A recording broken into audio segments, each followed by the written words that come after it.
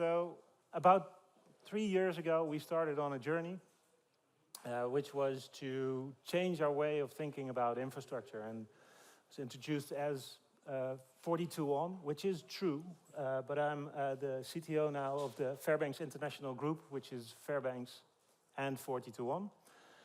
We do basically large-scale open source infrastructures based on OpenStack, Ceph, and Kubernetes. And for Kubernetes, we made the switch, obviously, to the best possible solution, Talos. In this area, in this space, we sort of compete with VMware. Of course, we are not VMware, but it's similar solutions. So I thought I'd share with you how we view that, and also talk a little bit about the journey, how we got to the platform that we use now, and what we learned along the way. So everybody's aware, I think, who here has VMware? All right. Who here has never seen Talos in production or? Okay, so everybody's aware of why you use Talos for the most part. So, of course, Broadcom just completely changed the entire industry regarding virtualization, how do you do private clouds, all of that, because for most organizations, the hypervisor layer is just where it starts. You have solved your infrastructure problems. You don't have to worry about it anymore. It's a simple solution called VMware, and we're fine. We're doing all the complexity on top of it, and then you have to change it. I'm switching one slide, but so with that in mind, if you have a small-scale environment, the problem is also probably a little bit small-scale. But as it scales up, as you have more and more and more and more compute, the problem becomes bigger and bigger and bigger. And it's not just about feature comparison between solutions. So you start to think about what's my strategy and what's my tactic. We usually hear now from existing customers that also have some VMware or new contacts that just have VMware and need something else. The timeline is usually somewhere between 1.5 years, 2 years, somewhere around there. I don't know if that's recognizable by anybody trying to move away from VMware, but that's when the existing contracts end, and you need to have something else in the meantime. So there are 3 basic tactics that you can do. You can stay on VMware and just pay the price. I'm not here to talk about that. Then you have just containerize your workloads. You have solved your problems. You don't need virtual machines anymore. It's nice. That's where we want to go, I think. Also for us, it's the future we want. But it's time-consuming. Everybody that's working on it needs those skill sets. And there's a bunch of more reasons why that might be a risk. Then you can talk about re-virtualization or whatever you want to call it, but just sort of lift and shift, which is nice because the paradigm stays very close. You don't need to change everything, everybody, everywhere. The timelines are much more predictable because of the skill sets, but nobody wants to reinvest everything into something similar, having everybody change around their thoughts and then do it again. So you feel like you do it once now, and probably in the next years again. Our way of thinking about this is, can you unify that? So just do a pull request with those 2 tactics, merge, see where the conflicts are, and go. So you say for the hypervisor part, but for large-scale hypervisor, and small-scale hypervisor, I just saw a talk, really interesting way of thinking about KubeVirt. But KubeVirt virtualization is how many of you are using it, KubeVirt? Yeah.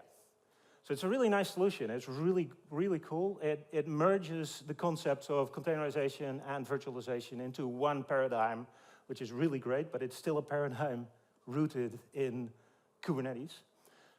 Then we have OpenStack, of course. OpenStack is the big cloud solution for infrastructure as a service. So if I have many parts of the organization trying to orchestrate some parts of the infrastructure, it's a really good solution.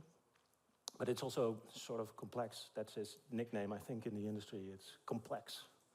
The cool thing about that one is it ends up being a KVM virtual machine. So technologically, they use the same hypervisor, just like the rest of the world, except for Microsoft and VMware.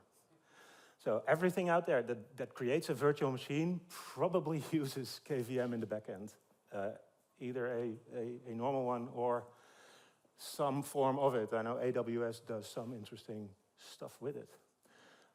I'm saying this because in the conversation around VMware migrations, from our side, I think, and with our side, I mean people that are rooted in open source and know this, you understand what KVM is, but everybody else doesn't know it, and there's a trust issue. Can I trust this hypervisor? Well, it runs the world, so.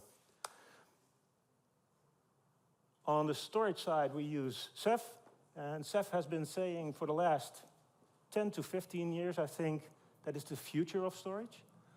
But the future is now, I think. We do this from 42 on, but we use Ceph with Rook to orchestrate everything, and you get a solution sort of similar to vSAN. It's completely different, and also a lot is the same. And then, of course, we use Talos as Talos. We do that in a variety of ways, actually, and one of them is through Omni, and we also use Omni SaaS, happily provided by Sidera Labs, to develop some parts of our platform. We use it because it's the easiest, best way to create and destroy clusters. We do that through automation, so we hardly ever see the interface of Omni these days, except for testing the publishing of the services that get added here. That's was a really nice feature when it was added. But this is what we do, but we also host it on top of our platform now as well, where it can talk to a local KubeVirt to bring a sort of unified platform where you can have OpenStack, Ceph storage, and Omni-managed Kubernetes clusters in one paradigm, in one system, and you can shift your sort of where most of it exists. That looks a bit like this. I have 15 seconds. So it looks like this. We actually experimentally also can do OKD. Yeah, it's nice, but it's not why I'm here. It's nice that we can do it actually, but if use Omni, that's much better. This is what our platform is. So we have how we do see our managed services, so what we do, how we think about the world, what we need in changes, how we manage that, and how we look at it. So choices are made there. This is all a management plane that will not look very different from a lot of management planes. So there's a lot of stuff happening there, and that gets all pushed, and all the clusters get created automatically and managed in sort of the quality-wise without any configuration drift, as you know. So. And on top of that, we do Kubernetes. The virtual machines we refer to, that's just KubeVirt, and then we have OpenStack, which is true infrastructure as a service, where we just give people a tenant to log into. So flying through the lessons learned. Oh, that's too much flying going on. I think our most important lesson is we made some architectural choices about 2 years ago about we're going to do this with Talos. And we called Sidera Labs, and we've been working together, and we added all kinds of layers and stuff to it, and we actually never had to make a big shift. Because it just works. It doesn't just work as in, oh, it's fixed and simple, but it is solving a lot of our problems that we had, and there's no reason not to do it with Talos.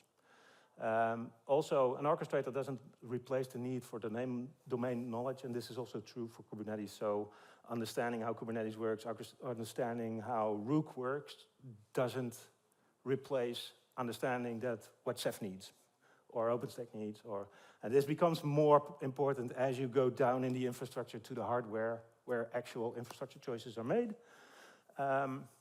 So hardware bound, bad design is bad experience. Wrong is wrong, but right, it just means fit for purpose. I can tell you a lot of ways how you shouldn't definitely do Ceph, for instance, but there's no one way of doing it right.